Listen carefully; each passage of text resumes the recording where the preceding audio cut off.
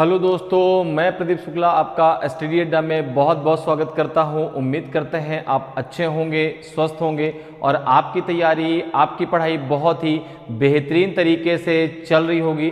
तो आज मैं आपके लिए ले करके हाजिर हूँ CUET का प्रैक्टिस टेस्ट फर्स्ट, ठीक है। और आज हम करने वाले हैं रीजनिंग पर बेस्ड क्वेश्चनों की प्रैक्टिस, ठीक है। तो प्रैक्टिस जो हम लोग करेंगे वो आपका डिटेल सॉल्यूशन के साथ में होगा, ठीक है। जिस भी टॉपिक से क्वेश्चन आएंगे उस टॉपिक को पहले हम समझेंगे और फिर जो है उस क्वेश्चन को कैसे सॉल्व करना है उसको हम लोग डिस्कस करने वाले हैं। तो बहुत ही अच्छे से जो है प्रैक्टिस टेस्ट के माध्यम से जो है हम लोग CUET की तैयारी को अपनी जो है आगे की ओर ले चलेंगे। तो चलिए स्टार्ट करते हैं आज की क्लास को। और आज मैं आपके लिए रीजनिंग के क्वेश्चन लेकर के आया हूं लगभग हर टॉपिक से। आज की क्लास देखो, इस क्लास को हम दो सेक्शन में कंप्लीट करेंगे। फर्स्ट सेक्शन में जो है आपके 10 to 15 क्वेश्चन डिस्कस करेंगे। सेकंड में फिर से हम लोग जो है 10 to 15 क्वेश्चन डिस्कस करेंगे। तो एक प्रैक्टिस टेस्ट को दो पार्टों में हम डिवाइड करके करेंगे, ठीक है। आपके CUET में जो जनरल टेस्ट का पार्ट आता है उसमें आपका जो है मैथ, रीजनिंग और आपका जनरल नॉलेज आता है, जिसमें कुल मिला के 75 क्वेश्चन होते हैं और आपको 60 क्वेश्चन अटेम्प्ट करने होते हैं, ठीक है ना। 25 तीनों के पार्ट होते हैं। 25 रीजनिंग से, 25 आपके जो है मैथ से और 25 जो है आपके जनरल नॉलेज से। तो वही 25 क्वेश्चन हमको जो है डिस्कस करना है। तो हम लोग जो है दो पार्ट में लेके उसको चलेंगे। तो चलिए आज क्लास को स्टार्ट करते हैं। आज भी जो है हर टॉपिक से क्वेश्चन आपके लिए मैं लेकर के आया हूं, हर टॉपिक से। तो टॉपिक को भी डिस्कस करना है और टॉपिक के साथ साथ में क्वेश्चन को भी डिस्कस करना है, ठीक है, ताकि जो है आपको उस टॉपिक का भी नॉलेज हो जाए और वैसा क्वेश्चन आपके एग्जाम में जब पूछा जाए तो आप आसानी से सॉल्व कर सकते हैं। अर्थात बहुत कम समय में अच्छी तैयारी हम जो है इस तरीके से कर सकते हैं। तो चलिए आज की क्लास को स्टार्ट करते हैं। देखिए आज क्लास का पहला क्वेश्चन है। इस क्वेश्चन को पहले रीड करते हैं। अब देखो यहां पर क्वेश्चन है आपका जो है कि if a certain code language BROWSER is written as RESWORB, then how will teacher be coded in that same language? यदि एक निश्चित कोड भाषा में BROWSER को RESWORB लिखा जाता है तो उसी कोड भाषा में टीचर को किस प्रकार लिखा जाएगा। अब आपको ऑप्शन दिए गए हैं 4, उसमें से आपको बताना है कौन सा सही आंसर होगा। तो अब भाई देखो, जो लोग नए हैं, अब सब लोग नए ही हैं, ठीक है ना, क्योंकि अब भाई जैसे आप इंटर कंप्लीट करेंगे अब आपको सेंट्रल यूनिवर्सिटीज में जो है एडमिशन चाहिए। तो अब सब लोगों को एडमिशन चाहिए तो सब कोई तैयारी करेगा। तो जब पहली बार आप आते हैं तैयारी की इसमें तो रीजनिंग, अब दिमाग में रीजनिंग क्या है यार, रीजनिंग तो रीजनिंग बहुत आसान। अब सब्जेक्ट कहना तो गलत है ना, रीजनिंग कोई सब्जेक्ट नहीं है, रीजनिंग एक थिंकिंग है, ठीक है ना, जो आप थिंक करते हैं ये सारी चीजें। जैसे ये क्वेश्चन देखिए आया, अब ये क्वेश्चन अल्फाबेट से रिलेटेड है। अल्फाबेट तो आप बहुत पहले से छोटे से पढ़ते चले जा रहे हैं, A से Z तक अल्फाबेट होते हैं, आपको पता है। तो अल्फाबेट का कोई अब यूज, भाई किसी चीज का जब यूज हमें पता चलता है कि हाँ इसका यूज भी कुछ है तो हम उसको बहुत अच्छे से और जो है मन लगा के पढ़ते हैं। जैसे जब हमें भूख लगती है तो हमें ये पता करना होता घर में क्या बना है। अगर भूख ना लगे तो हमसे मतलब नहीं तो घर में मम्मा हमारी क्या बना रही है। तो वही चीज यहां पर भी है कि भाई अल्फाबेट तो हमने शुरुआत से पढ़ा, ठीक है ना। अब जो है जब एग्जाम की बात है उसमें भी अल्फाबेट आ गया, ठीक है। तो अब इसको कैसे सॉल्व करेंगे, तो बहुत आसान है, बिल्कुल आपको बिल्कुल घबराने की जरूरत नहीं है, ठीक है ना। जो आपका अच्छा एक चीज और ध्यान रखिएगा, CUET में एक UG लिख के आता है, एक PG लिख के आता है। UG मतलब अंडर ग्रेजुएट, जो 12th के बाद होगा, ठीक है ना, जिसे आप ग्रेजुएशन कहते हैं। पीजी मतलब पोस्ट ग्रेजुएट, ठीक है। तो हम लोग डिस्कस कर रहे हैं जो है यूजी के लिए, क्लियर है। पीजी में भी यहीं से रिलेटेड क्वेश्चन आते हैं रीजनिंग में। रीजनिंग हर कंपटीशन की लगभग सेम होती है, ठीक है, बस थोड़ा सा लेवल आपका जो है थोड़ा सा कहीं कम कहीं थोड़ा सा ज्यादा हार्ड हो जाता है, ठीक है। अब जैसे ये क्वेश्चन आपका किससे पूछा गया, अल्फाबेट से।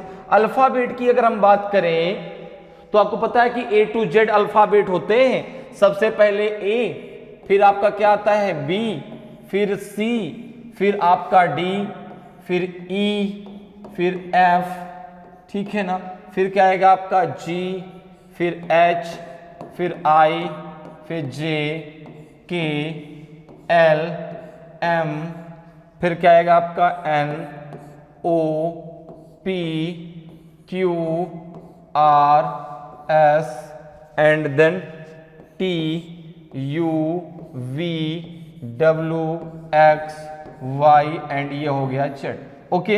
अगर मैं इनके कोड की बात करूं तो ए का 1, B2, C3, D4, E5, F6, G7, H8, I9, J10, K11, L12, M13, N14, O15, P16, Q17, R18, S19 और T20, U21, V22, W23, X24, Y25 and Z होता है 26, ओके।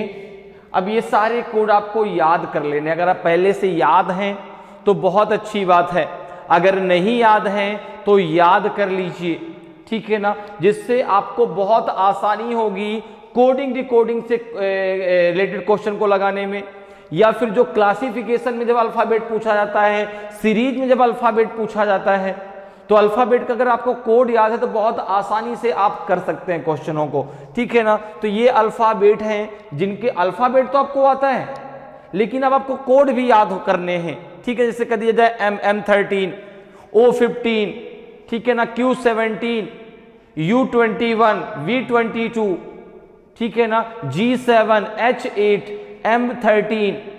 तो अब आपको ये क्या है, तो ये जो है आपका जो अल्फाबेट है किस प्लेस पर आता है। अच्छा, प्लेस हम कहां से काउंट करते हैं, हमेशा ए से, क्योंकि जो अल्फाबेट की स्टार्टिंग होती है वो ए से होती है, जेड पे तो अल्फाबेट खत्म हो जाता है, ठीक है ना। तो जो भी हम इसकी कोडिंग करते हैं उसकी काउंटिंग शुरुआत कहां से करते हैं, ए से, अर्थात 1 से। तो अब देखो जरा, ये जो क्वेश्चन पूछा गया है इसको कैसे हम आसानी से सॉल्व कर सकते हैं। तो ये क्वेश्चन पूछा गया आपका कोडिंग डिकोडिंग से। कोडिंग डिकोडिंग का तरीका ये होता है कि पहले जो शुरुआत में आपको दिया गया है यहां से आप मेथड निकालेंगे और जो मेथड निकल करके आएगा वो दिए गए क्वेश्चन जो आपसे पूछा गया है वर्ड उसमें आप अप्लाई कर देंगे। जैसे देखिए आपसे पूछा गया है, देखो यहां पे कि बी, पहले दिया गया है कि BRO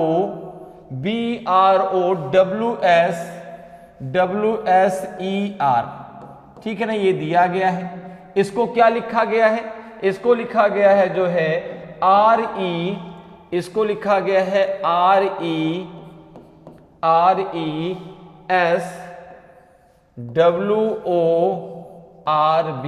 ये लिखा गया है।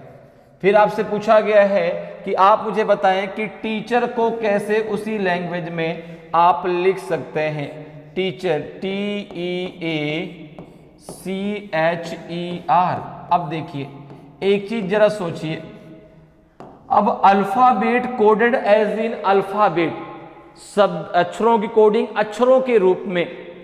अब यहां पर जो है अल्फाबेट से अल्फाबेट ही तो आया है, लेकिन एक चीज जरा देखो, जितने अल्फाबेट जो अल्फ के जो है अल्फाबेट ब्राउजर में है वही सारे अल्फाबेट नीचे भी लिखे गए हैं जो उनको डिकोड करके लिखे गए हैं। डिकोड मतलब एक मेथड के द्वारा उनको डिकोड कर दिया गया। तो अब आपको मेथड पहचानना है कि आखिर वो मेथड क्या लगाया गया जिसके द्वारा इसमें इनको डिकोड किया गया। तो आपने कहा कि नीचे जितने अल्फाबेट लिखे ना ये सारे अल्फाबेट वही हैं जो ऊपर वर्ड आया है उस अल्फाबेट में है। तो फिर ये कौन सी कोडिंग हुई, इसमें कुछ भी प्लस माइनस नहीं करना, कुछ भी प्लस माइनस नहीं, तो अक्षरों अकॉर्डिंग अक्षरों के स्थान में परिवर्तन करके, ठीक है ना, alphabet coded as in alphabet, ठीक है ना, प्लेसमेंट इन प्लेस, अर्थात उनके प्लेसमेंट कहां करना है, केवल प्लेस में, कैसे प्लेसमेंट करना है वो आपको देखना है और वही तरीका आपको टीचर में अप्लाई कर देना है। जैसे अगर आपको इसमें प्रॉब्लम हो तो आप इसकी नंबरिंग कर सकते हैं कि ये देखो 1 2 3 4 5 6 एंड 7, ये आपने खुद से नंबरिंग कर दी, ये इसके कोड नहीं लिखा, ये खुद से नंबरिंग कर दी, ठीक है ना। जब खुद से नंबरिंग कर दी, देखो यहाँ पे 7 आ जाएगा, फिर आपका 6 आ जाएगा, फिर 5 आ जाएगा, फिर 4 आ जाएगा, फिर 3 आ जाएगा, फिर 2 आ जाएगा, फिर 1 आ जाएगा। तो अक्षरों अकॉर्डिंग अक्षरों के स्थान में परिवर्तन, केवल जो है जो अल्फाबेट है उनके प्लेस में केवल चेंजमेंट हो रहा है, प्लेसमेंट हो रहा है, इसके अलावा यहां पे कुछ भी प्लस माइनस नहीं हो रहा। तो सेम वही तरीका यहां पे अप्लाई कर दीजिए। देखो ये 1, ये 2, ये 3 4 5 6 और 7। तो सबसे पहले क्या आ जाएगा आपका 7, तो सबसे पहले क्या आएगा आपका R, फिर आएगा देखो 6, तो यहां पे आ जाएगा E। सेम वही तरीका जो ऊपर अप्लाई किया गया स्वयं वही अप्लाई करना है। फिर यहाँ पे आ जाएगा H, फिर यहाँ पे आ जाएगा C, फिर यहाँ पे आ जाएगा E, फिर यहाँ पे हो जाएगा E, A E और लास्ट में आ जाएगा T। यही आपका आंसर हो जाएगा, यही आपका आंसर हो जाएगा REHC। देखो अब REHC तीनों में, ये तो आंसर होगा नहीं, REHC तीनों में है। आगे देखो क्या है, AET है, तो AET किस में है, ऑप्शन नंबर बी में है, किस में है, ऑप्शन नंबर बी में है। REHC तीनों में सेम था, लेकिन लास्ट में जो क्या आएगा AET आएगा, तो ऑप्शन बी आपका सही आंसर होगा। क्लियर, समझ में आया कैसे करना है। तो कोडिंग डिकोडिंग का तरीका है कि जो पहले आपको क्वेश्चन दिया जाएगा वहां से आप मेथड जो है खोजेंगे, और जो मेथड आपको मिलेगा वही सेम आपको जो क्वेश्चन पूछा गया उसमें आपको अप्लाई कर देना है। क्लियर, चलो आगे बढ़ते हैं, अगले क्वेश्चन पे आते हैं। अगले क्वेश्चन को जरा रीड करते हैं, देखो क्या है। अगला क्वेश्चन आपको पूछा गया है, जो है ये क्वेश्चन पूछा गया है आपसे वेन डायग्राम से। किससे पूछा गया है, किस टॉपिक से, वेन डायग्राम से, ठीक है ना। वेन आरेख या कहीं कहीं लॉजिकल वेन डायग्राम लिख के आता है, हिंदी में उसे हम तार्किक वेन आरेख के नाम से जानते हैं। अब देखो जरा यहाँ पे जो ये डायग्राम बनाए गए हैं कुछ ऐसे हैं, ध्यान रखिएगा। ये आपका ए ऑप्शन है, ए ऑप्शन में ये ऐसे बना हुआ है। मैं इसको एक बार बना देता हूँ ताकि अगर आपको ना दिख रहा हो तो दिखने लगे, ठीक है ना। एक डायग्राम ऐसे बना है, एक डायग्राम कुछ ऐसा बना हुआ है, ठीक है ना। एक डायग्राम कुछ ऐसा बना हुआ है, एक डायग्राम ये आपको तो ये तो आपको दिख रहा होगा, लेकिन फिर भी मैं एक बार और अच्छे से बना देता हूँ, ठीक है। ये कुछ ऐसा है और इसमें एक सर्कल ये बाहर की तरफ है और ये एक सर्कल और है, ठीक है ना। तो वेन डायग्राम में क्या है, सर्कल के माध्यम से, सेट्स के माध्यम से जो है आप रिलेशन के बारे में बताते हैं, ठीक है।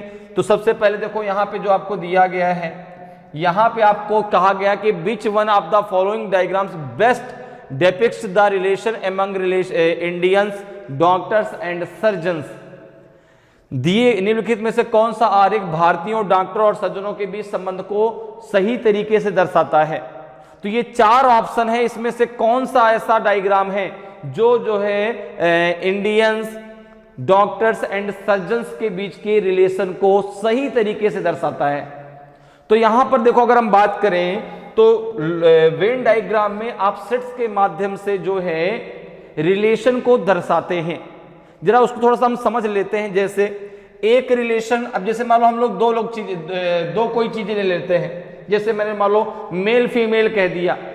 अब मेल और फीमेल के बीच रिलेशन की बात जब आएगी तो आप कहेंगे भाई आपने मेल और फीमेल की बात की है, दोनों के बीच कोई रिलेशन नहीं है, दोनों अलग अलग हैं, मेल अलग वर्ग है, फीमेल अलग वर्ग है। तो अगर आपको मैं कहूं कि मेल और फीमेल के बीच का एक डायग्राम बनाइए तो आप बोलेंगे मेल ये होगा, फीमेल ये होगा, ठीक है ना। ये क्या हो जाएगा, मेल ये हो जाएगा, फीमेल, दोनों अलग अलग हैं, दोनों में कोई रिलेशन नहीं है। अब जैसे मैंने एक चीज कह दूं, मैं जरा एक चीज कह दूं, मैंने कह दिया डॉक्टर, डॉक्टर और कह दिया मेल और फिर कह दिया फीमेल। अब जरा मेरी बात समझना, मैंने कह दिया डॉक्टर मेल एंड फीमेल, तो अब आपने कहा कि भाई डॉक्टर, अब डॉक्टर तो डॉक्टर भी एक वर्ग है, तो कुछ, अब देखो यहां पे एक बात आती है, जब आप उस चीज को पढ़ते हैं तो उनके बीच एक क्वेश्चन बनाइए। क्या आप क्वेश्चन बन सकते हैं? डॉक्टर है तो कुछ डॉक्टर आपके मेल होंगे, कुछ डॉक्टर फीमेल भी होंगे। भाई कुछ डॉक्टर ऐसे होंगे जो मेल होंगे, क्या सभी डॉक्टर मेल होंगे? क्या सभी डॉक्टर फीमेल होंगे? क्या नहीं, कुछ डॉक्टर मेल होंगे, कुछ डॉक्टर फीमेल होंगे। तो आपने कहा कि यहां पे बीच में डॉक्टर हो जाएगा, ये मेल है और ये फीमेल है, ठीक है ना। ये क्या है? डी से डॉक्टर, एम से मेल, एफ से फीमेल। कुछ फीमेल डॉक्टर हैं, कुछ मेल डॉक्टर हैं। तो जो क्वेश्चन आपको दिया जाता है, पहले अपने दिमाग में उसके बारे में, उनके रिलेशंस के बारे में क्वेश्चन बनाइए कि भाई वो रिलेशन क्या है, ठीक है ना। फिर ये जो डायग्राम दिए गए, इनमें से कौन सा डायग्राम आपके उन सारे क्वेश्चनों का आंसर दे सकता है, वही सबसे बेस्ट आपका आंसर होगा, ठीक है ना। यहां पर एक चीज और मैं आपको समझा दूं, जैसे दो सेट से अगर मैं ले लूं, एक सेट मैंने ले लिया ए और एक सेट मैंने ले लिया बी, ये ए और ये बी, तो ध्यान रखना सबसे पहले बात होती है सम की। जब सम की बात आती है तो दोनों सेट इस प्रकार से आपस में रिलेट हो जाते हैं, ठीक है ना। एक बात आती है जो है नो, कोई भी एक दूसरे से रिलेटेड नहीं है तो दोनों दूर दूर रहेंगे। जब बात आती है ऑल की, जैसे कह दिया जाए कि जो है, अगर मैं यहां पे बात करूं कि mothers and female, mothers and female, तो आप कहेंगे कि यहां पर जो है देखो ये आपका ऑल को दर्शाता है। अब जैसे मैंने आपसे कह दिया कि mothers, mother and female, female, तो आप कहेंगे इसके लिए ये सर्कल सही होगा, इसके अंदर मदर, बाहर वाला सर्कल आपका फीमेल, क्योंकि सारी मदर्स फीमेल होंगी, सारी मदर्स फीमेल होंगी, ठीक है ना। मेरी माँ है, ठीक है, वो भी फीमेल है। आप तो जितनी माँ है सब फीमेल के अंतर्गत आएंगी। अगर मैं कहता कि जो है फादर एंड मेल, तो आप कहते हैं मेल एक वर्ग है, उसके अंतर्गत फादर आएंगे। तो ये जो है सम को दर्शाएगा, ये नो को दर्शाएगा, ये ऑल को दर्शाएगा। क्लियर है? समझ में थोड़ा थोड़ा चीजें आ गई, ठीक है। अब जैसे यहां पर जरा देखो, ये आपको चार जो है अलग अलग डायग्राम दिए गए हैं। इस डायग्राम का क्या मतलब है कि तीनों अलग अलग हैं। इस डायग्राम का क्या मतलब है कि एक तो दूसरे के अंतर्गत है, लेकिन जो तीसरा है उसको कुछ जो है उसमें टच, कुछ पार्ट उसमें आता है। इसका क्या मतलब है? इसका कुछ पार्ट इसमें है, ठीक है ना, फर्स्ट का सेकंड में, सेकंड का थर्ड में, फर्स्ट का कुछ पार्ट आपका थर्ड में भी है। इसका क्या मतलब है कि अंदर वाला सर्कल पूरा का पूरा इसमें है, ये वाला सर्कल इसमें है। यहां पे ऑल वाली कंडीशन आएगी।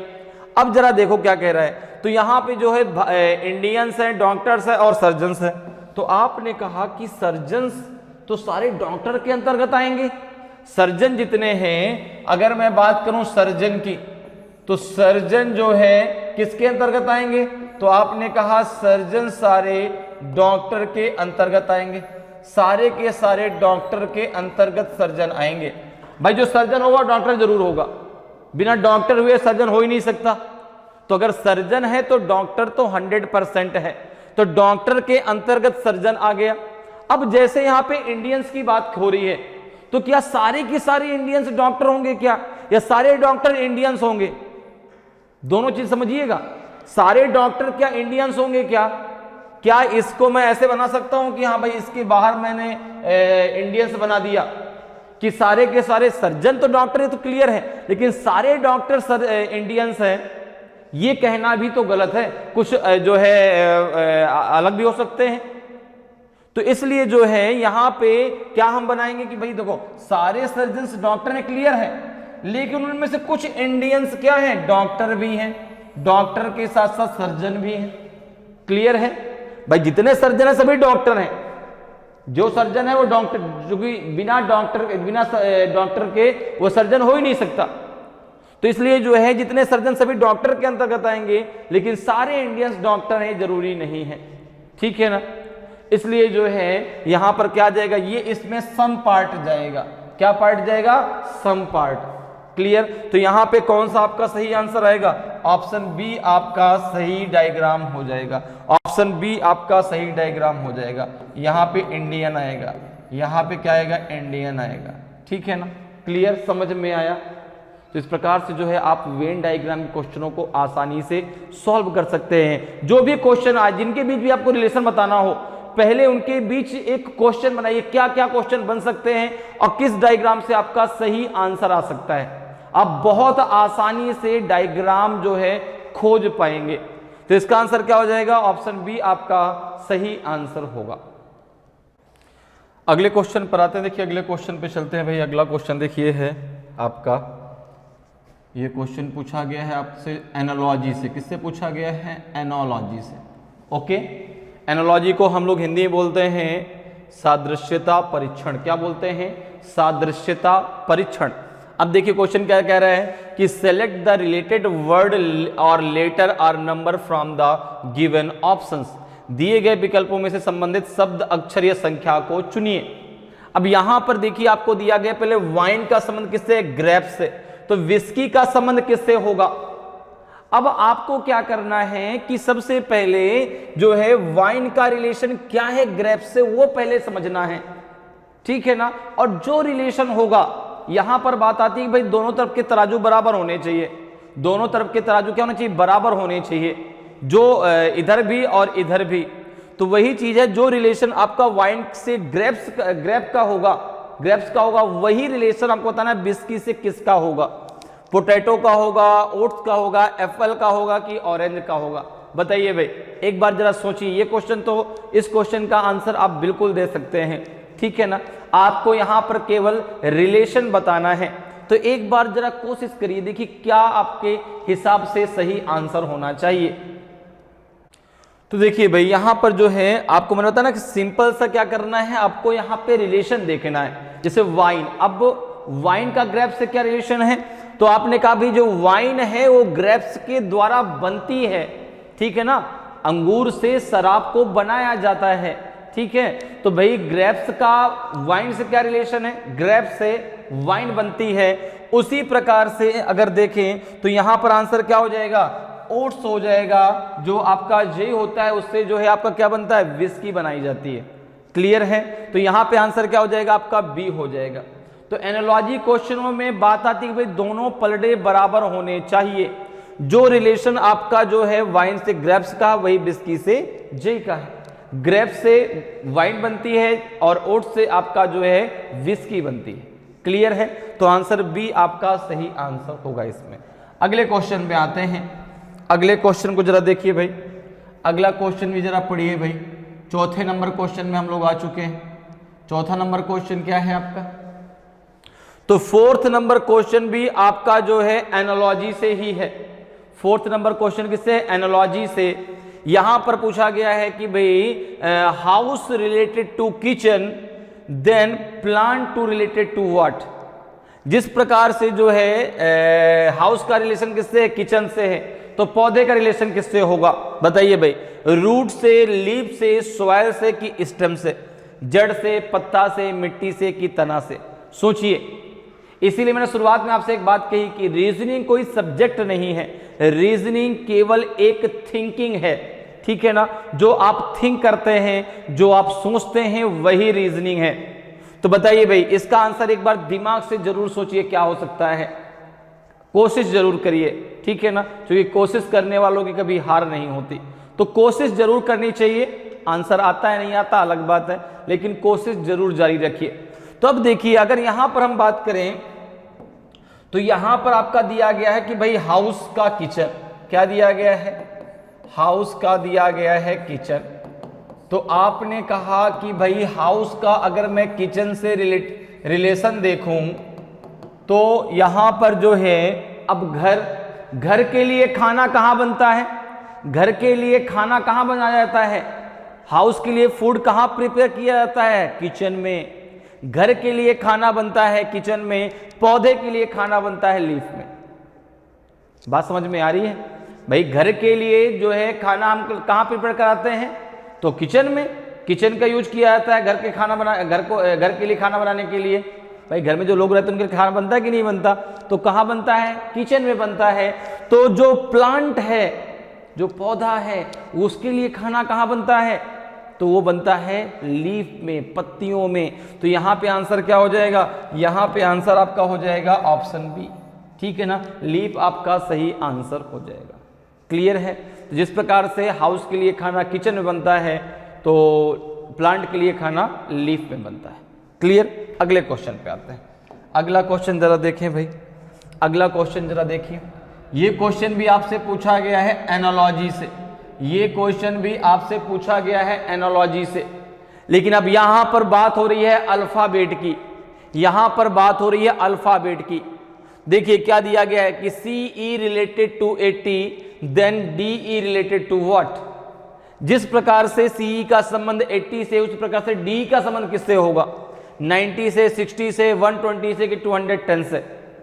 तो यहां पर जरा देखें, अब मैंने आपको शुरुआत में कहा, जब मैंने अभी आपको कोडिंग डिकोडिंग का क्वेश्चन बताया था, उसमें मैंने आपसे कहा था कि भाई अल्फाबेट के कोड याद कर लो। अल्फाबेट के अगर कोड याद कर लेते हैं तो बहुत आसानी से आप बड़े बड़े क्वेश्चनों को सॉल्व कर पाएंगे। एक बार मैं फिर से आपका रिवीजन कर देता हूं अल्फाबेट के कोड का। देखो, सबसे पहले A, फिर B, फिर C, फिर D, फिर आएगा आपका E, फिर आएगा F, फिर G, H, I, J, K, L, M, N, O, P, Q, R, S, T, फिर क्या आएगा आपका U, V, W, X, Y और Z। अब इनके एक बार जरा कोड लिख लेते हैं। देखिए, A है 1, B 2, C 3, D 4, E 5, F 6, G 7, H 8, I 9, J 10, K 11, L 12, M 13, N 14, O 15, P 16, Q 17, R 18, S 19, T 20, U 21, V 22, W 23, X 24, Y 25 and Z हो जाएगा 26। क्लियर है? तो ये तो सारे अल्फाबेट हो गए, ठीक है, इनके ये सारे कोड हो गए। अब आपको ये धीरे धीरे सारे याद हो जाएंगे। बस मेरे साथ आप जुड़े रहो, मैं इतनी बार आपको रिवीजन करा दूंगा कि कुछ ना कुछ अल्फाबेट के सारे धीरे धीरे याद हो जाएंगे, लेकिन कुछ ना कुछ तो आज ही याद हो जाएंगे। ठीक है ना? जैसे देखो, एक बार रिवीजन कर लेते हैं। A1, B2, C3, D4, E5, F6, G7, H8, I9, J10, K11, L12, M13, ठीक है ना, N14, O15, P16, Q17, R18, S19, T20, U21, V22, W23, X24, Y25, Z26। एक बार जरा रिवर्स में चलते हैं तो Z26, Y25, X24, W23, V22, U21, T20, S19, R18, Q17, ठीक है ना, S19, R18, Q17, P16, O15, ठीक है ना, फिर आपका आ जाएगा N14, M13, L12, K11, J10, I9, H8, G7, F6, E5, D4, C3, B2, A1। तो इस प्रकार से जब आप एक दो बार इनको पढ़ोगे तो अपने आप सब आपको याद हो जाएंगे। A to Z तो आपको याद ही है। अब अगर कोड याद आप कर लेते तो आपके लिए बहुत आसान हो जाएगा ऐसे क्वेश्चनों को करना। अब देखिए जरा हम अपने क्वेश्चन पे आते हैं। ये तो हम लोगों ने रिवीजन कर लिया एक बार सारे अल्फाबेट के कोड, और ठीक है ना, धीरे धीरे सारे आपको याद हो जाएंगे। अब कंडीशन ये है कि CE में ऐसा आप क्या करें कि यहां पर 80 आ जाए। जैसे C का कोड 3, E का होता है 5। अब देखिए एक चीज और याद रखिएगा कि दोनों तरफ समान जो है रूल लगना चाहिए। तो मैंने क्या किया, मैंने एक सिंपल सा तरीका लगाया कि 3 और 5 को मिला के होता है 35। 3 और 5 दोनों को मैंने मिला लिया। और इसमें अगर मैं 2 का मल्टीप्लाई कर दूं तो ये हो जाएगा 70 प्लस हो जाएगा 10, ये हो जाएगा आपका 80। क्लियर। देखो जरा DE जरा देख लेते हैं, DE दिया गया है तो ये है 4, ये है 5, तो यहां पे देखो आ जाएगा आपका, अगर देखें तो 4 और 5 मिलके क्या आ जाएगा 45, 45 का दोगुना अगर करें तो 90 आ जाएगा, 90 में अगर 10 हम ऐड करते हैं तो 100 आ जाएगा, लेकिन 100 ऑप्शन में नहीं है। तरीका हमारा गलत नहीं, लेकिन 100 ऑप्शन में नहीं है, ठीक है ना, 100 ऑप्शन में नहीं है। और यहां पर हमें वो तरीका खोजना है जिससे हमारा ऑप्शन में दिया गया आंसर आ जाए, ठीक है ना। तो 100 तो हमारा सही निकल के आया, तरीका हमारा गलत नहीं था, लेकिन 100 ऑप्शन में नहीं, इसलिए तरीका हमारा गलत है, ठीक है ना। बहुत बार दिमाग में सर चीजें आती हैं कि सर हमने तो लगाया था, मेरा तो आंसर भी आ रहा था, तो क्या मेरा तरीका गलत था क्या? नहीं, तरीका गलत नहीं है, तरीका आपका सही है, आपका लॉजिक सही है, लेकिन बात यह आती है कि वो लॉजिक हमें चाहिए जिससे हमारा दिए गए ऑप्शन वाला आंसर आ जाए, ठीक है ना। तो अब जरा देखो कुछ और लॉजिक सोचते हैं, कुछ और लॉजिक दूसरा सोचते हैं जरा भाई, और क्या लॉजिक हम लगा सकते हैं। हमने कहा लॉजिक हम ये भी लगा सकते हैं भाई यहाँ पे कि 3 + 5 कर लें, कितना हो जाएगा, ये 8 हो जाएगा। 8 में अगर 10 का मल्टीप्लाई कर दें तो ये भी 80 आ जाएगा, क्योंकि लाना तो हमें 80 ही है, ठीक है ना, लाना हमें 80 है, ठीक है, यहां से भी 80 आ जाएगा। देखो जरा DE, D और E, तो D का कोड 4, E का 5 हो जाएगा। 4 + 5 कितना हो जाएगा आपका, ये हो जाएगा 9, 9 में जरा 10 का मल्टीप्लाई कर दो, ये हो जाएगा देखो 90, 90 ऑप्शन में दिया गया, बिल्कुल दिया गया है, तो ऑप्शन ए आपका सही आंसर होगा। क्लियर है। तो लॉजिक आपका गलत नहीं होता है, ठीक है, लॉजिक हमें वो चाहिए जिसके अकॉर्डिंग हमारा वो आंसर आए जो हमारे ऑप्शन में दिए गए हैं। तो लॉजिक यहां पर ये लग जाएगा और आंसर हमारा आ जाएगा 90। क्लियर। नेक्स्ट क्वेश्चन में चलते हैं। नेक्स्ट क्वेश्चन जरा देखते हैं भाई किस चैप्टर से पूछा गया है। तो ये क्वेश्चन आपका है जो है, ये क्वेश्चन है आपका किस टॉपिक से, सीरीज टॉपिक से, ठीक है ना। किस टॉपिक से है, सीरीज टॉपिक से है। Which one set of letters when sequentially placed at the gaps in the given letter series shall complete it। अक्षरों का कौन सा समूह दी गई अक्षर श्रृंखला में रिक्त स्थानों पर क्रमिक रूप से रखे जाने पर इसे पूरा करेगा। अब देखिए यहां पर आपको एक सीरीज दी गई है, सीरीज है आपकी PQ, फिर है स्पेस, फिर है आपका R, फिर स्पेस, फिर Q, फिर स्पेस, फिर आपका है Q, फिर है आपका यहां पे R। अब आपको ऑप्शन में पहले दिया गया RPP, दूसरे में दिया गया RP, तीसरे में दिया गया RPQR, चौथे में दिया गया RPPR। अब आपको बताना है कि भाई यहां पे किसको हम फिल करें, ठीक है ना, जिससे हमारा सीरीज का एक सीक्वेंस बन जाए। तो बताइए भाई, एक बार कोशिश जरूर करिए, कोशिश जरूर करना, देखिए आपको, ठीक है ना। तो जरा सोचिए कि यहां पर हम किसको फिल करें कि एक हमारी सीरीज बन जाए।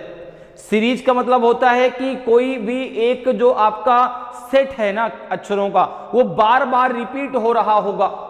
तो जरा सोचिए यहां पे कौन सा सेट आप यहां पे बना सकते हैं, एक बार जरा सोच के देखिए। तो देखिए भाई मैं आपको बताता हूं कैसे करना है, कोई दिक्कत नहीं है, नहीं आ रहा कोई प्रॉब्लम नहीं। देखो जरा यहां पे जो है इस सीरीज को आपको सीरीज के माध्यम से ही फिल करना है। यहां पे कितने ब्लैंक स्पेस है, देखिए 1 2 3 4, यहाँ पे 1 2, अच्छा यहाँ पे एक कम हमने भरा, एक जरा सही कर लीजिए इसको भाई। यहाँ पे PQ है, फिर R है, फिर Q है, फिर यहाँ पे R है, फिर आपका डैश, फिर QR है। तो देखो ऐसे क्वेश्चन जब भी आपसे एग्जाम में पूछा जाए तो आपको इस सीरीज को सीरीज के माध्यम से ही भरना है। कैसे, जरा वो समझो। देखो एक चीज जरा यहां पे देखो, Q के बाद कितने R आए हैं, 2 R आए हैं, QRR। अगर मैं इसको लेके चलूं और यहां पे मैं RR कर दूं कि भाई PQRR, तो यहां से मैंने एक लाइन खींच दी, देखो PQRR की एक सीरीज बन गई। अब अगर इसी को मैं आगे लेके चलता हूं तो यहां पे क्या हो जाएगा, देखो P हो जाएगा, ये Q हो जाएगा, ये RR हो जाएगा, यहाँ पे P आ जाएगा, यहाँ पे QRR ही है। तो क्या फिल किया मैंने, R फिल किया, फिर P फिल किया, फिर R फिल किया, फिर P फिल किया, क्या आ जाएगा RP आ जाएगा। यही मेरा आंसर हो जाएगा, ऑप्शन बी आपका सही आंसर हो जाएगा। तो जो है जब भी आपको इस प्रकार की जो है सीरीज मिलती है तो आप उसको जो है सीरीज के माध्यम से ही फिल करिए, ठीक है ना। तो यहां पर देखो हमने सोचा भाई क्यू के बाद डबल आर है, तो हमने भी यहां पे क्यू के बाद डबल आर कर दिया, तो ये पी क्यू डबल आर एक सीरीज बन गई।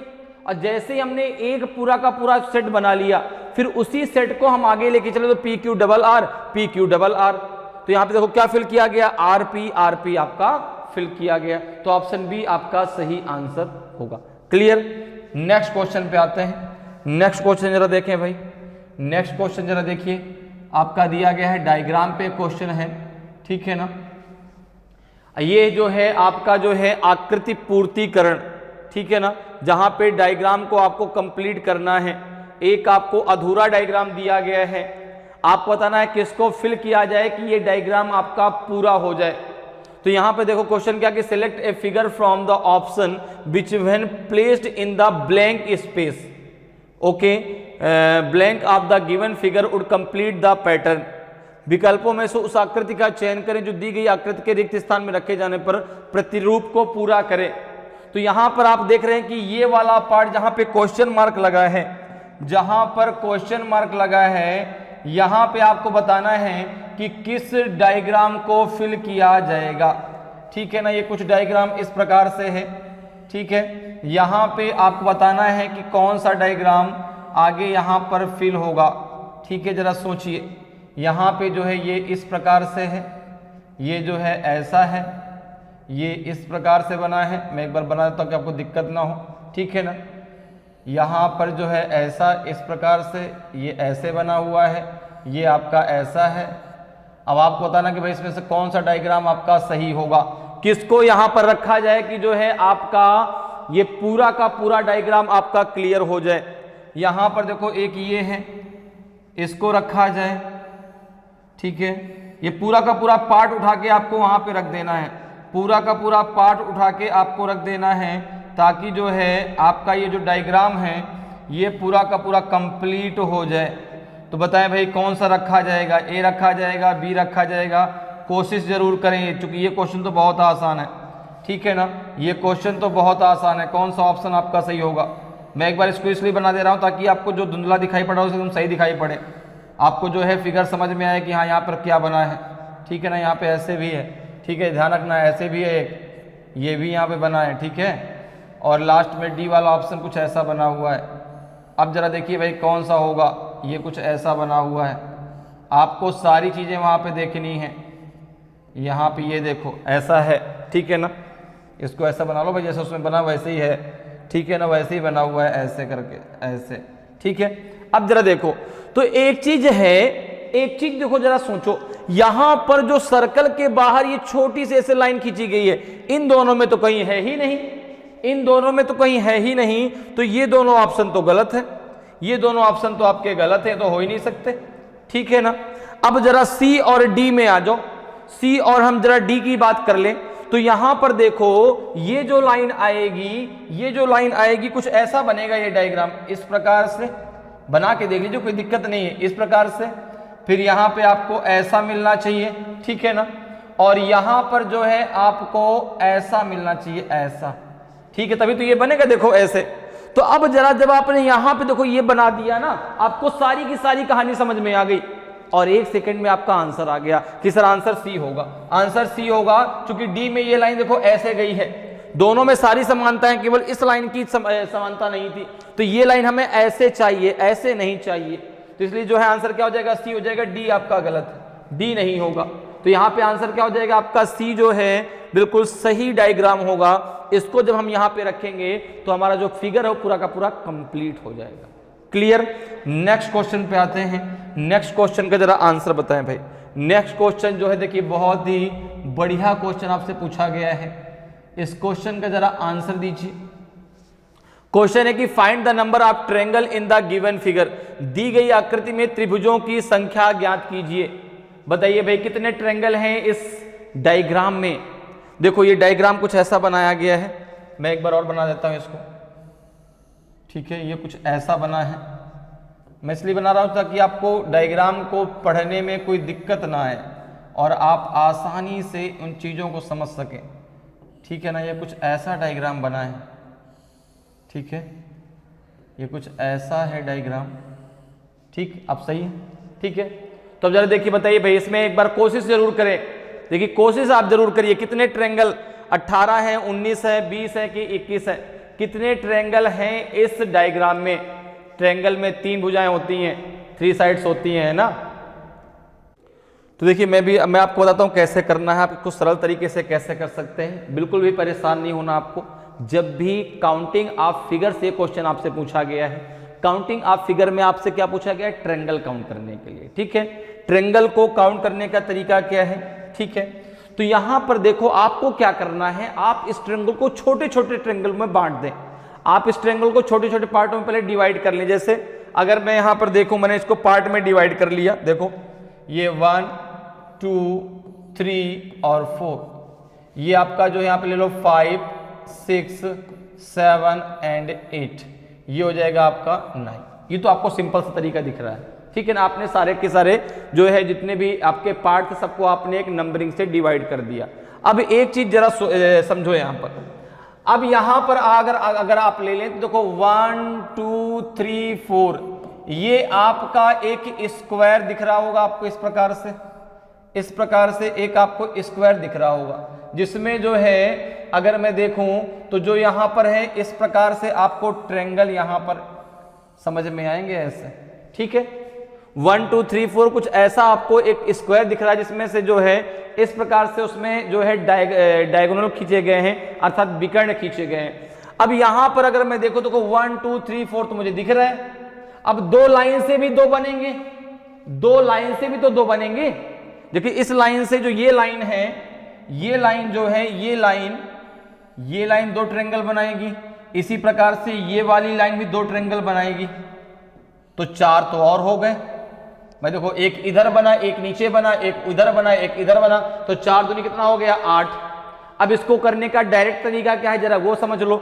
आपको जब भी जो है स्क्वायर में ट्रायंगल निकालने हो, आप नंबरिंग कीजिए 1 2 3 4 और उसका जो लास्ट की नंबरिंग हो उसमें 2 का मल्टीप्लाई कर दीजिए, हो जाएगा आपका 8। जैसे लास्ट नंबरिंग क्या है 4 है, तो 4 2 जा कितना हो गया 8। इसमें जो है आपके 8 ट्रायंगल हैं। इसी प्रकार सेकंड वाले में अगर देखें, हम ले लें किसको 5 6 7 8 को, तो आपने कहा यहां पर भी कुछ ऐसा ही डायग्राम बनेगा, ठीक है ना। एक स्क्वायर के अंदर जो है ये लाइन ऐसे बना दी गई, तो यहां पर भी हमने नंबरिंग की, देखो ये 1 2 3 4, तो यहां पर भी कितना हो गया 4 2 जा 8, 4 2 जा 8, तो 8 और 8 16, तो सीधे सीधे यही आ गए। 8 और 8 16 तो यही आ गए। 8 + 8 16 ये हो गए। एक देखो ये ट्रायंगल आपको दिख रहा होगा, एक ट्रायंगल दिख रहा होगा आपको ये वाला, कौन सा, जहां पे 9 नंबर लिखा है। एक ट्रायंगल आपको 9 वाला दिख रहा है, तो एक ट्रायंगल तो ये है, एक ट्रायंगल आपका ये है +1, और देखो 2 ट्रायंगल अभी आपको और दिखेंगे। 2 ट्रायंगल, अब आपको वो ट्रायंगल खोजना है जो इसमें छुपे रुस्तम है, उन ट्रायंगलों खोजना जो इसमें छुपे रुस्तम है। देखो ये होगा एक, अगर आप ध्यान से देखें तो एक ट्रायंगल आपको ये दिखेगा, ये देखो एक ट्रायंगल ये दिखेगा, ये वाला कौन सा 9 5 7 वाला, एक ट्रायंगल आपको दिखेगा 9 5 7 वाला, और एक ट्रायंगल आपको दिखेगा ये वाला, एक ट्रायंगल दिखेगा इसके साथ में, देखो ये वाला, ये जो है ऐसे आएगा 9 2 4 वाला, 9 2 4 वाला एक ट्रायंगल ये दिखेगा। तो 2 ट्रायंगल आपके ये हो जाएंगे, 2 ट्रायंगल आपके ये हो जाएंगे, तो 8 8 16 1 17 2 19 19 ट्रायंगल हो जाएंगे। 19 ट्रायंगल है इसमें, अब कोई ट्रायंगल नहीं, क्योंकि इसके सारे ट्रायंगल हमने काउंट कर लिए, इसके सारे ट्रायंगल काउंट कर लिए। जो 9 था जहां पे हमने 9 नंबर लिखा वो ट्रायंगल हमने काउंट कर लिया। 9 2 4 मिला के एक ट्रायंगल बन रहा है, 9 4 7 5 मिला के एक ट्रायंगल बन रहा है। तो टोटल ट्रायंगल कितने हो गए आपके 19 ट्रायंगल हो गए।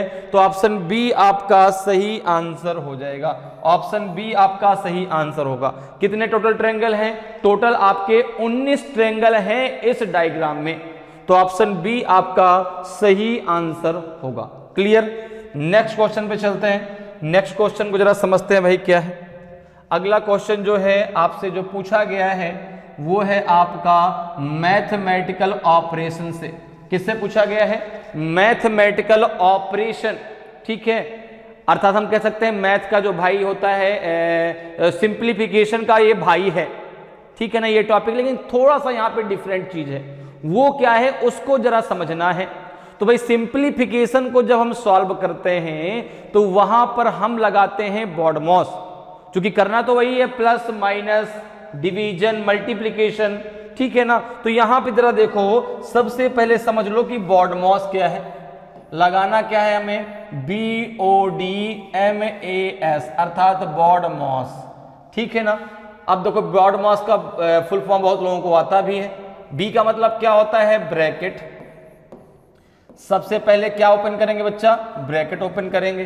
फिर ओ का मतलब हो गया ऑफ का मतलब क्या हो गया, का, और का मतलब होता है multiply, of O F only, O double F नहीं।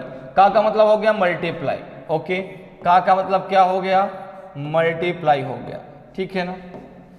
का मतलब हो गया मल्टीप्लाई, ठीक है। अब देखो ऑफ के बाद क्या आएगा, डी का मतलब क्या है, डिवीजन, डी का मतलब है डिवीजन, तो अब होगा जो है भाग, ठीक है। फिर डी के बाद क्या आएगा, एम का मतलब है अब आपका होगा मल्टीप्लाई, अब होगा मल्टीप्लाई। अब एक चीज दिमाग में आती है, सर यहां भी मल्टीप्लाई यहां भी मल्टीप्लाई, तो अगर कभी भी ऑफ लगा है तो वो मल्टीप्लाई डिवीजन के पहले होगा, और अगर मल्टीप्लाई का सिंबल लगा है तो वो आपका मल्टीप्लाई डिवीजन के बाद होगा, क्लियर है। और अब जो है ए का मतलब क्या हो गया आपका, एडिशन, ठीक है ना, एडिशन। और एस का मतलब हो गया सब्ट्रैक्शन या सब्ट्रैक्ट करना, अर्थात घटाव करना, सब्ट्रैक्ट, ठीक है ना, अर्थात घटाव, क्लियर। अब जरा देखो यहां पे आपको इक्वेशन क्या दिया गया है, 6%, 12, फिर दिया गया है C, 3 @8 $3, इसकी वैल्यू आपको निकालनी है। तो अब सबसे पहला आपका काम क्या है कि यहां पर देखिए BODMAS तो आपको लगाना ही लगाना है इसमें, लेकिन सबसे पहला काम क्या करना है कि सिंबल को रिप्लेस करना है। क्या करना है, सिंबल को रिप्लेस करना है। अब जरा यहां पर देखना, देखो @ का अर्थ क्या है, मल्टीप्लाई, ठीक है ना। सी का अर्थ क्या है, डिवीजन, परसेंटेज का अर्थ क्या है, प्लस, और डॉलर का अर्थ क्या है, माइनस। तो जहां ये सिंबल दिए गए हैं वहां पर उसकी जगह पर उनका जो मीन दिया गया है उन सिंबलों को वहां पे रख दीजिए। जैसे यहां पर देखो परसेंटेज आया, परसेंटेज का अर्थ है प्लस, तो ये इक्वेशन आपका क्या बन जाएगा, देखो 6 + 12, फिर सी का अर्थ क्या है, डिवीजन, तो डिवाइडेड 3, @ का अर्थ क्या है, मल्टीप्लाई, तो मल्टीप्लाई 8, डॉलर का अर्थ क्या है आपका माइनस, तो माइनस का 3। ये इक्वेशन बनके तैयार हुआ। अब इसमें आपको लगाना है BODMAS, इसमें आपको लगाना है BODMAS। तो सबसे पहले देखो इनमें जो जितने सिंबल लगाए हैं इनमें सबसे पहले क्या होगा, डिवीजन होगा। सबसे पहले जब डिवीजन होगा तो ये हो जाएगा आपका 6 + 3 4 12 × 8 - 3। अब मल्टीप्लीकेशन होगा तो 6 प्लस हो जाएगा आपका 32 माइनस का 3, ये हो जाएगा आपका 32 + 6 कितना हो जाएगा, 38, 38 - 3 ये आ जाएगा आपका 35, कितना आ जाएगा 35। तो ऑप्शन बी आपका सही आंसर होगा, क्लियर है। तो बहुत सिंपल सा क्वेश्चन है, बहुत सिंपल टॉपिक होता है मैथमेटिकल ऑपरेशन। बस आप सिर्फ जल्दबाजी में गलत नहीं होना चाहिए कि नहीं सर मुझे आ रहा है, मैं आज जल्दबाजी में जो आपसे गलत हो जाए। तो लगाना BODMAS है, लेकिन BODMAS लगाने से पहले आपको क्या करना है कि जो यहाँ पर सिंबल का मीन्स दिया गया है उसके आधार पे आपको सिंबल को पहले रिप्लेस करना है। यहाँ पर देखो आपका @ परसेंटेज दिया गया, कहीं कहीं जो है यही सिंबल आ जाते हैं जो आपके मैथमेटिकल सिंबल्स होते हैं। प्लस माइनस, प्लस का अर्थ डिवीजन है, डिवीजन का अर्थ जो है मल्टीप्लिकेशन है।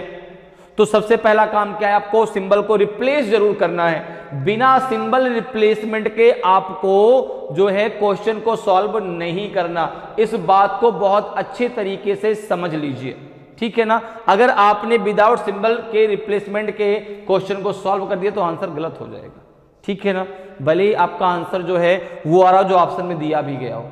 तो सबसे पहला काम क्या होता है इसमें, सिंबल को रिप्लेस करना, रिप्लेस करने के बाद फिर बॉर्ड माउस लगाना है, ठीक है ना, और बॉर्ड माउस के अकॉर्डिंग ही इसको सॉल्व करिए, कभी आपका आंसर गलत नहीं हो। क्लियर। चलो आगे बढ़ते हैं, अगले क्वेश्चन पर आते हैं। अगले क्वेश्चन को जरा समझते हैं भाई क्या है। अगला क्वेश्चन देखिए आपको दिया गया है, डाइस पर रिलेटेड क्वेश्चन आपसे पूछा गया है, ठीक है ना, डाइस टॉपिक से पूछा गया है। क्वेश्चन कह रहा है कि भाई 4 position of a dice are given below, identify which number is 1 the face opposite to the face having 2। नीचे एक पासे की 4 स्थितियां दी गई हैं, पहचाने कि 2 वाले फलक के विपरीत फलक पर कौन सा अंक है। तो यहां पे 4 पासे नहीं दिए गए, ये 4 स्थितियां दी गई हैं, फर्स्ट, ये सेकंड, ये थर्ड और ये स्थिति है 4। ये 4 आपकी स्थितियां दी गई हैं, 4 जो है यहां पर 4 पासे नहीं दिए गए, ध्यान रखना।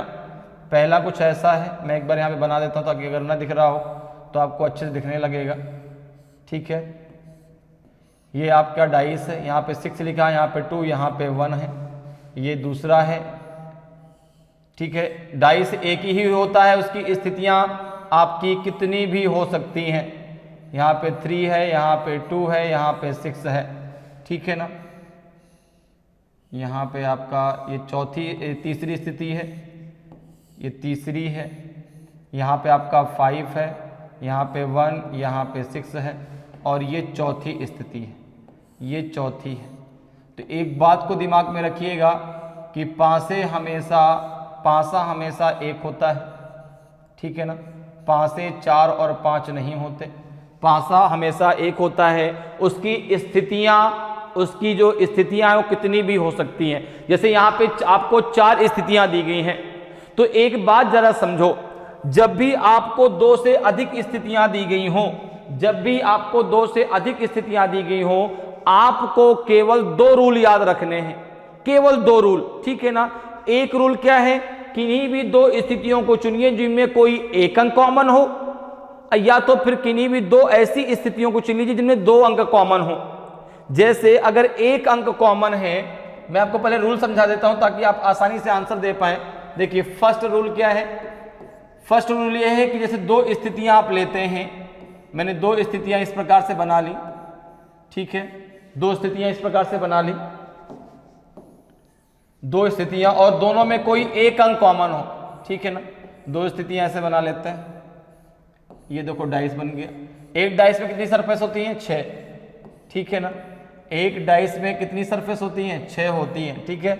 ये फर्स्ट और ये सेकंड, डाइस हमेशा एक होता है, स्थितियां कितनी भी हो सकती हैं।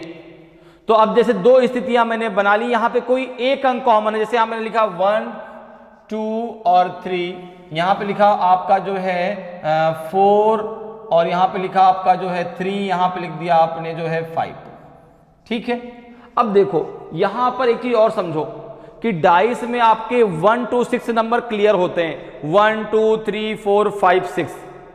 इसके अलावा अगर किसी का कोई नाम आता है, कोई डायग्राम अलग से बन करके आते हैं, तो वो 6 के 6 आपको पता होने चाहिए। लेकिन अगर ये नंबर्स लिख के आते हैं तो 1 to 6 नंबर आपको क्लियर होते हैं।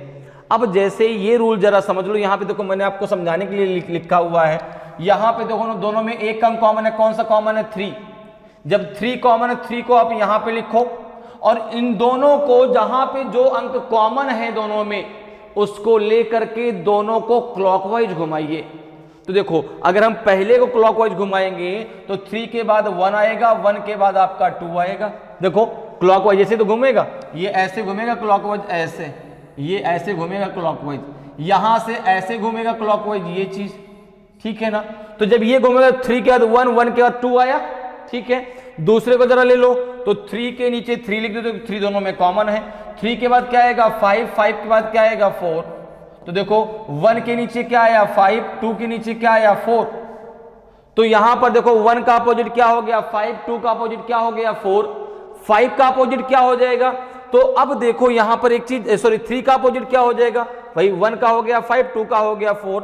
3 का अपोजिट हो जाएगा आपका 6। इसमें जो ये सामने हमने बनाया है, इसकी बात अभी मैं कर रहा हूं, अभी इसकी तो हम बात ही नहीं हो रही, ठीक है ना। हम इसकी बात करें जो यहां पर हमने बनाया है, इसमें एक अंक कॉमन था, तो यहां पर हम कैसे लेंगे, दोनों में जो अंक कॉमन था उसको हमने यहां लिख लिया 3 1 2 3 5 4। तो 1 के नीचे 5 आया तो 1 का अपोजिट 5, 2 का अपोजिट 4 आया तो 2 का अपोजिट 4।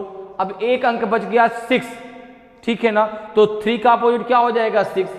ऐसे ही अगर दो स्थितियां बनी हों, रूल नंबर सेकंड की जरा चर्चा कर लेते हैं।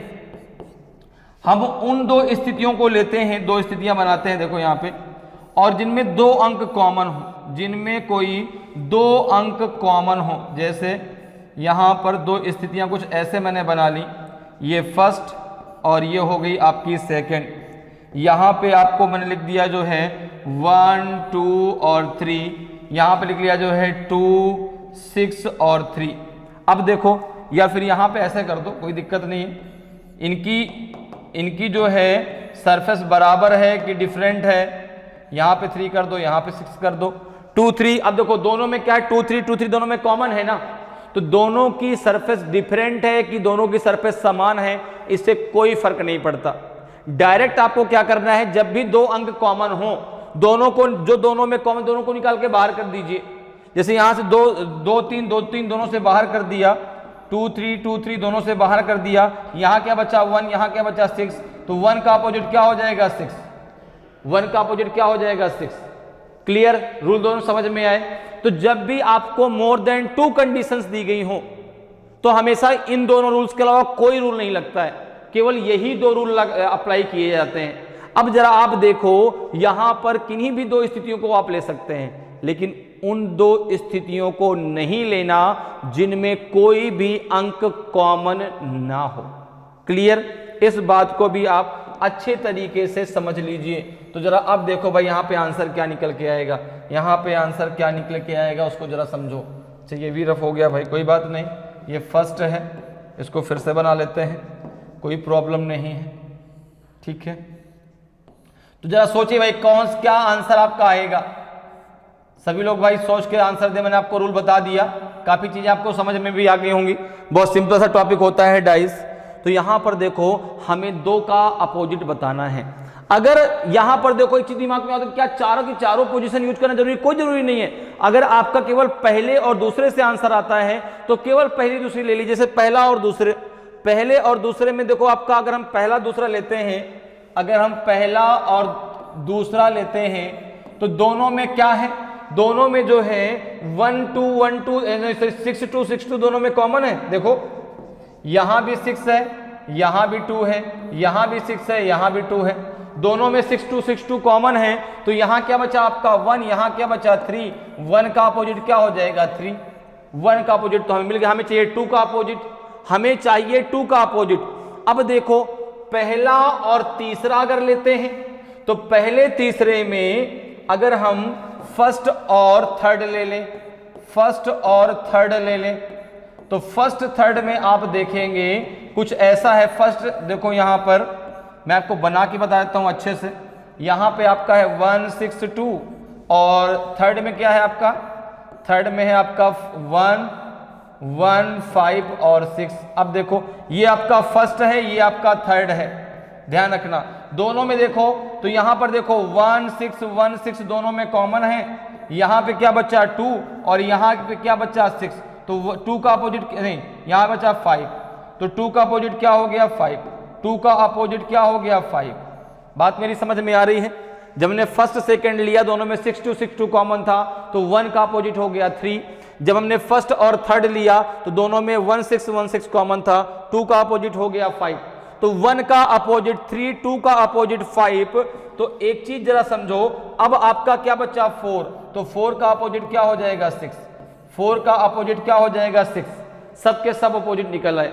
और अपोजिट को पहचानने का तरीका और होता है, जो अंक जिसका अपोजिट होगा ना, वह उसके बगल में नहीं हो सकता, वह उसके बगल में नहीं हो सकता। अर्थात 4 का अपोजिट 6 है, कहीं भी 4 के बगल में 6 लिखा दिखाई नहीं देगा।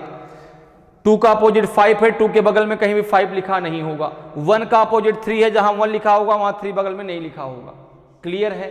तो इस प्रकार से आप बहुत आसानी से डाइस को सॉल्व कर सकते हैं। तो इसका आंसर क्या हो जाएगा, यहाँ पे आपका 2 का अपोजिट हो जाएगा आपका 5 और आंसर हो जाएगा आपका कौन सा, बी। ठीक है ना?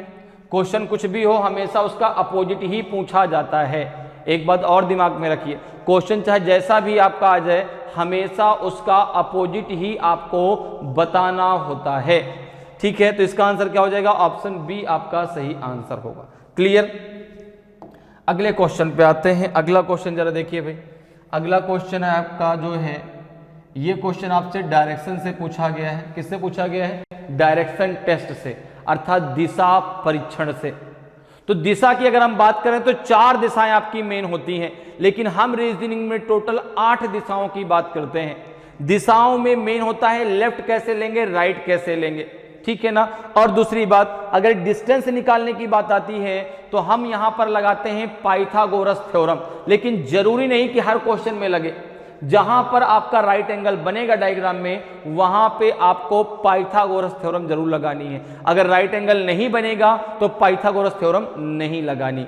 तो अब जरा थोड़ा सा इसको समझ लेते हैं। देखिए, ये क्वेश्चन आपसे डायरेक्शन टेस्ट से पूछा गया है। डायरेक्शन की अगर हम बात करें तो डायरेक्शन जो टोटल हम पढ़ते हैं रीजनिंग में वो होते हैं आपके 8 डायरेक्शन।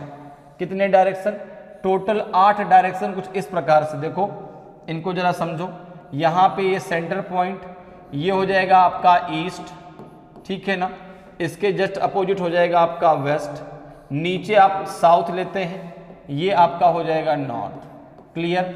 ये बीच वाला है तो ये हो जाएगा साउथ ईस्ट। ठीक है ना? ये हो जाएगा आपका जो है नॉर्थ ईस्ट। ठीक है? और ये हो जाएगा आपका नॉर्थ वेस्ट। ये क्या हो जाएगा आपका नॉर्थ वेस्ट। ये हो जाएगा आपका साउथ वेस्ट। ठीक है? अब एक चीज जरा और समझो, इनके बीच का जो एंगल है वो 90 डिग्री का होता है।